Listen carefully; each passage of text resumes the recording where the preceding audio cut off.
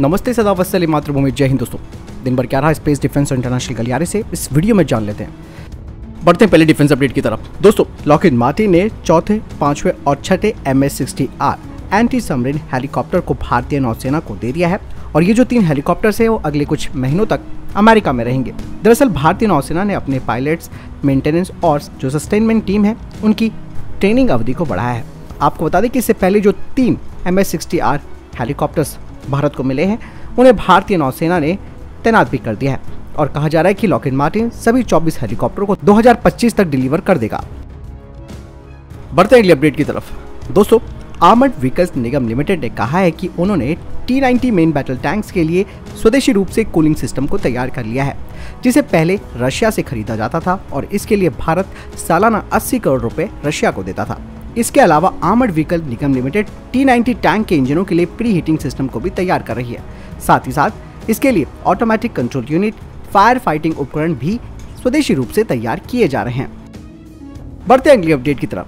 दोस्तों, भारत की private sector company इडिश डिफेंस सिस्टम ने एक हार्ड किल और कैप्चर काउंटर UAV सिस्टम को तैयार करना शुरू कर दिया है, जिसका नाम स्टिंगर 400 है, जो कि कंप्यूटर विजन और आर्टिफिशियल इंटेलिजेंस से संचालित होगा। इसका वजन 2 किलोग्राम से कम होगा और इसे कंपनी के द्वारा बनाए T-Bot कोएक्सल ड्रोन पर इंटीग्रेटेड किया जाएगा। स्टिंगर 400 एयर पावर्ड प्रोजेक्टाइल्स को भी दाग सकता है टारगेट वाले ड्रोन पर और उसे अपने जाल में फंसा सकता है। स्टिंगर 400 की रेंज 300 मीटर से ज्यादा है और इसे तुरंत फिर से दोबारा तैनात किया जा सकता है, जो कि स्वार्म ड्रोन्स को भी न्यूट्रलाइज कर सकता है। बढ़ते अगली अपडेट की तरफ। दोस्तों, इजरायली एल्बिट सिस्टम ने अपने लीनियस ड्रोन आधारित लॉइटरिंग म्यूनिशन की पेशकश भारत को की है। दरअसल ये ड्रोन हाईली मैन्यूवर सिस्टम है, जिसे कि शॉर्ट रेंज ऑपरेशन के लिए तैयार किया गया है, खास करके अर्बन वातावरण के लिए। लीनियस एक साथ कई लोकेशंस को ट्रैक और उनकी मैपिंग कर सकता है, जिसमें कि ये 3D मैपिंग कर सकता है अपने आसपास की जगह की और उनकी डिटेल्स भेज सकता है, जिसमें कि ये बिल्डिंग और अंडरग्राउंड कॉम्प्लेक्स की भी जानकारी मुहैया करा सकता है।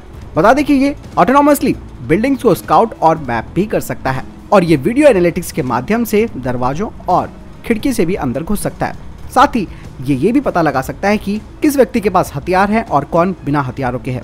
इसके अलावा ये खतरों को वर्गीकृत यानी कि क्लासिफाइड भी कर सकता है। लीनियस आर्म पेलोड भी ले जा सकता है, जो कि स्पेशल फोर्सेस के मिशन में काफी काम आ सकता है। बढ़ते अगले अपडेट की तरफ। दोस्तों, LAC पर चीन के द्वारा जो निर्माण किया जा रहा है उसे देखते हुए भारत ने भी पूर्वी लद्दाख सेक्टर में बुनियादी ढांचों का निर्माण किया है।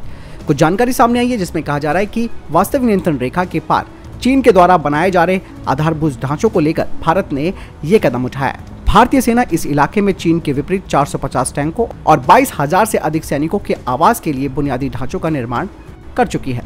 इसके अलावा दोस्तों, पैंगोंग झील में चीन किसी भी तरीके की आक्रामकता ना करे, ऐसे में भारतीय सेना के कोर ऑफ इंजीनियरिंग ने पूर्वी लद्दाख में नए लैंडिंग क्राफ्ट को तैनात कर दिया है, जिसके कारण सीमा पर भारत की गश्त क्षमताओं में बढ़ोतरी हुई है। साथ ही सैनिकों और सैन्य सामग्री को आसानी से सीमा पार पहुंचाया जा सकता है। दोस्तों, मैं आपको बता दूं कि लैंडिंग क्राफ्ट असॉल्ट एक साथ 35 सैनिकों को ले जा सकती है। यही इसके अलावा भारत ने पिछले 2 सालों में 22,000 सैनिकों के लिए रसद और लगभग 450 वाहनों और बंदूकों को भी शामिल करने के लिए आवास और तकनीकी भंडार का निर्माण भी किया है। इसके अलावा सीमा पर सीमा सड़क संगठन के द्वारा जो बुनियादी ढांचे बन रहे हैं उसमें कई तरीके की सुरंगों का निर्माण भी किया जा रहा है।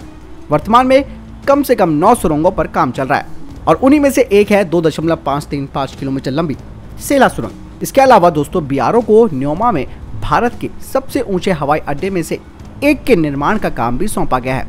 ये चीन की सीमा के बहुत करीब है और भारतीय क्षमताओं को भी बढ़ावा देगा।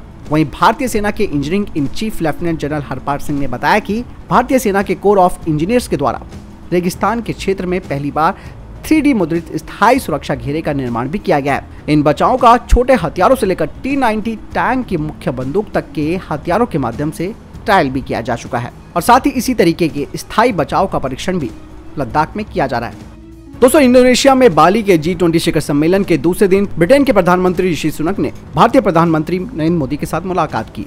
वहीं ऋषि सुनक ने कहा कि हम भारत के साथ व्यापार समझौतों के लिए प्रतिबद्ध हैं, लेकिन हमें इन चीजों को ठीक करने की जरूरत है। उन्होंने कहा कि भारत ने G20 की अध्यक्षता संभाली है, इसे लेकर उत्साह है दोस्तों भारत और ब्रिटेन ने जनवरी में मुक्त व्यापार समझौते के लिए बातचीत शुरू की थी, जिसे कि 24 अक्टूबर तक समाप्त करना था। लेकिन ब्रिटेन में आपको मालूम है कि राजनीतिक संकट खड़ा हो गया था, जिसकी वजह से ये आगे नहीं बढ़ पा रहा था।